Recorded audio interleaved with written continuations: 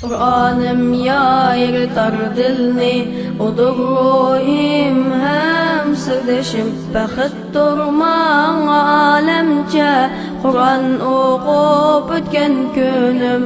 Kur'an'ım yayırtar dilni, odur ruhim hem sırdaşım. Bəxit durman alemce, Kur'an okup ötken günüm. Umağa bir dozuk, şunca illik, şunca rahat. Bilik susuz hayat bulmaz, hayatım Kur'an'dır faqat.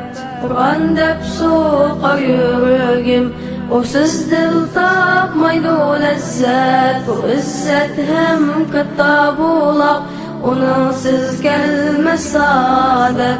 Kur'an'ım haq hidayettir, Allah kılgan inayettir. Onunsiz yol yürük bulmaz, baskan kadem zalalettir, baskan kadem zalalettir. Kur'an'ım yayırtar dilni, odur ruhim hem sırdaşım. Bəxit durman alemce, Kur'an okup ötken günüm. Kadirleymen Kur'an'ımni, atab onun cümbarımni.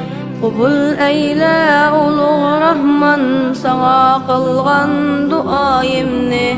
Uçira hayat yolumga, şan tutkan kalmaz olumga.